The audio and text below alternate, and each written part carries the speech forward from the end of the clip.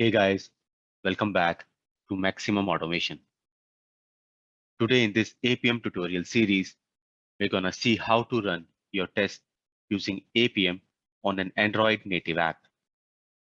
So far in this series, we have seen how to run your test on mobile web application, which runs on a mobile web browser. But today we'll see how to automate native apps. Now, if you don't know what are native applications, so native apps are basically the applications which are developed for a particular platform or device. For example, we can have a mobile application that is specifically developed for Android devices and that cannot run on other devices like iOS or Windows. Similarly, apps developed specifically for an iOS device cannot run on the other devices. Native apps are developed using the specific platform SDKs and languages. For example, native apps for iOS might have been developed using language such as Objective-C or Swift, whereas native apps for Android can be developed using Java. If you ask for any native mobile app available in the market, then WhatsApp is an example for that. So it has developed as a native app for both iOS and Android phone. So to start with, first we need a native app for Android device. And I will go to the APM web page where we can find the APK for Android device. Here you can see the link to download the application. Click on this link to start downloading the app. This is basically a sample application where we can find the different controls to work with. So the app has been downloaded. Now I'm going to copy and place this APK into my project folder. Here you can see that now we have our test APK placed over here. Now update the file property to copy the file to the output directory, which is basically a bin folder. So this will copy this APK file to the bin folder. Now let's start with writing the code to run our test on native application. First, I'm going to create the object for APM options. This APM option object will be used for providing the desired capabilities. And then I'll provide the desired capabilities using a method called add additional capability, which takes the argument as capability name and the value of the capability. So the first capability I'm going to pass is the device name.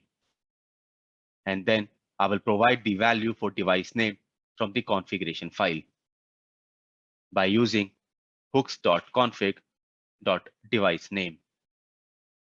So we have already seen in our last session that we have added the device configuration in the config file.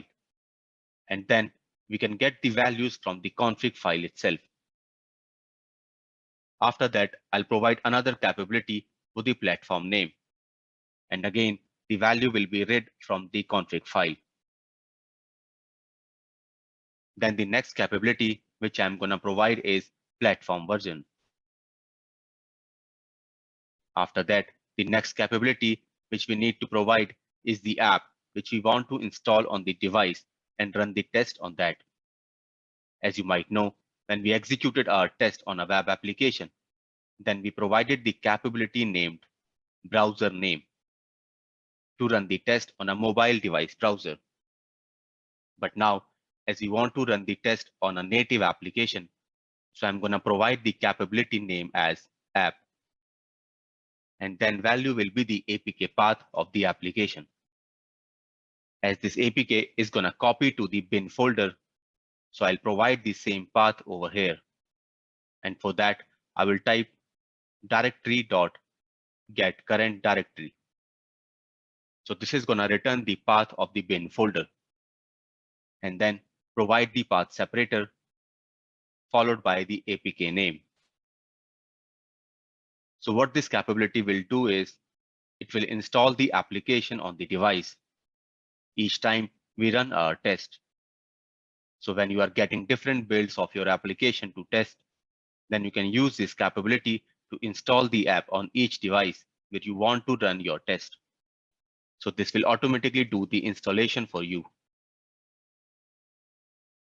Now let's create the WebDriver object with Android driver of type iWebElement.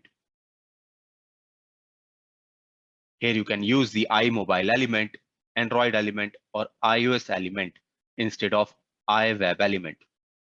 We have already discussed these different elements in our previous sessions. After that, we need to provide the APM server URL, which I'm also going to read from the configuration file, and then provide the object of the APM option. So this is going to create an APM sessions for us, as we have not written any statement to perform any operation on an application. So if I run this code, this will install the application on the connected mobile device, which we have provided in the desired capability. Now let's first run the APM server. So the server is running now. Let me open the device. So this is the real device on which we are going to run the test. Now let's go to the test and run it. So this is going to initiate a connection with the mobile device, and then we'll only install the application on the device, because we have not provided any code to perform operations on the application. So I just want to show you the function of this app capability. When we provide this capability, it installs the application on the device. Here you can see that it installed and opened the application called API Demos on the device. In this application, we have different kinds of controls which we can use to do practice on each type of control. Now, I'm going to show you how to get the locators for the object of a native application. For mobile web application, we used Chrome Inspect, and then through the DevTools, we identified the locator values for the particular object. But here, we need to use a vendor framework to get the object locators. So as we know that for Android, it uses UI Automator to communicate with the device and then perform the operations. So we'll use the UI Automation Viewer to identify the locators for the object. You will get the UI Automation Viewer with Android SDK, which you might already have installed on your machine. Just go to the Android SDK, install location, and then go inside the Tools and Bin folder. There you will find the UI Automation Viewer.bat file. Run this batch file. It will invoke the UI Automation Viewer through which you can identify the objects. Now click on this icon to get your device snapshot. So your device screenshot will be displayed over here. Make sure that your application is at the top, so that it will take the snapshot of the application which you want to automate. Here you can see that on the right side, it displays all the objects available on the screen. And you can see the properties for the selected object. So these are the different properties like text, resource ID, class, package, content description, and other properties like checkable, checked, clickable. Now let's say that I want to select this object, and these are the properties for this object which I can use. So let's go back to the code, and then we'll perform the operation on these objects. And I'm going to write WebDriver.findElement by.xpath, and then we'll provide the XPath of the object. So to create the XPath of this object, I'm going to use the class property, as there are multiple objects which are having the class property as Android.widget.textView. So I'm going to filter the objects to get our object uniquely identified. And I will use the text property for the same. Here you can see that I'm using the @text for using the text of the object. And the reason for this is because here text is a property, while text is not a property or attribute for web application object. So when we want to get the text for a web application object, then we use the text method to get the text of that object. Now click on the animation on the mobile device to move to the next screen. And then we'll take the snapshot of the device again. Now I'm going to click on this cloning object. So again, I'll use the class and text property to identify the object. So I'm updating the text value as cloning.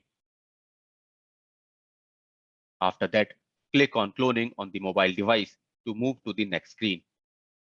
And then take the snapshot of the device again. Here I will click on this run button.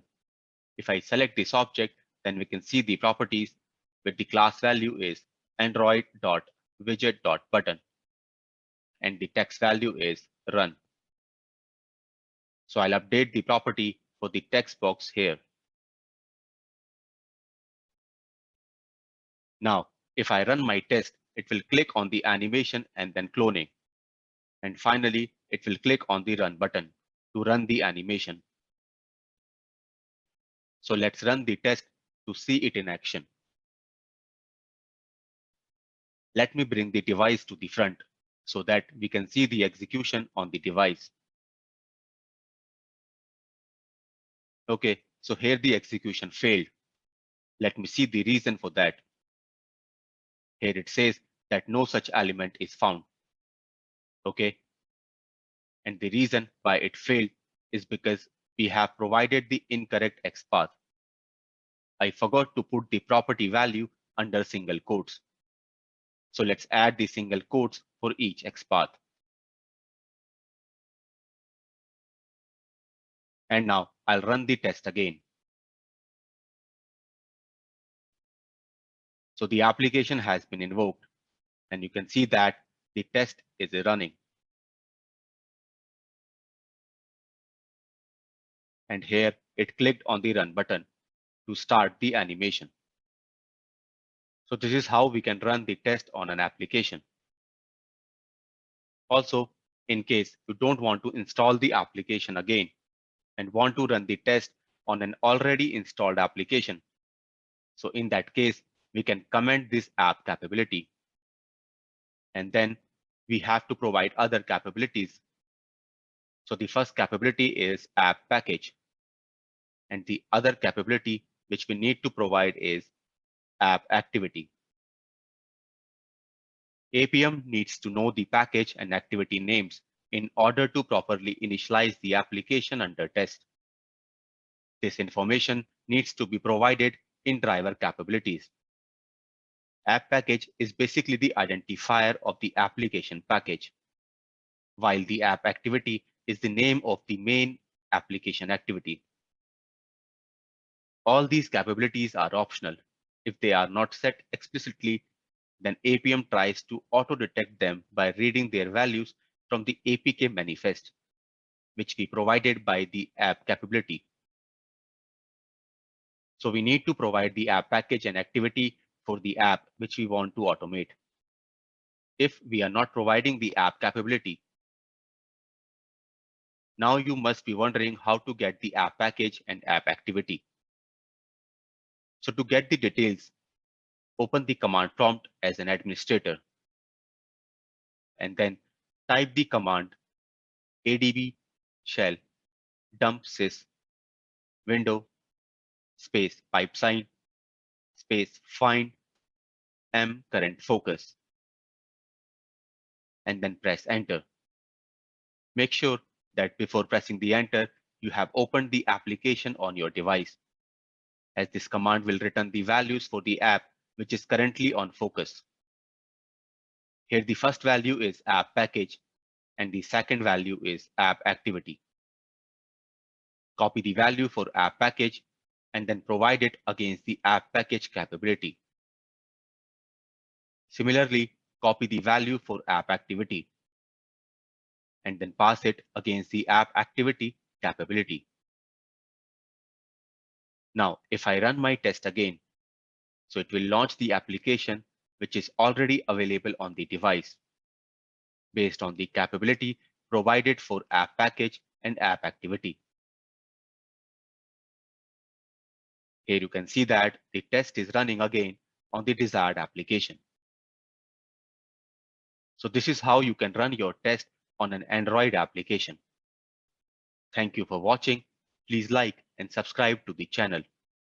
Also, please don't forget to click on the bell icon. Thank you.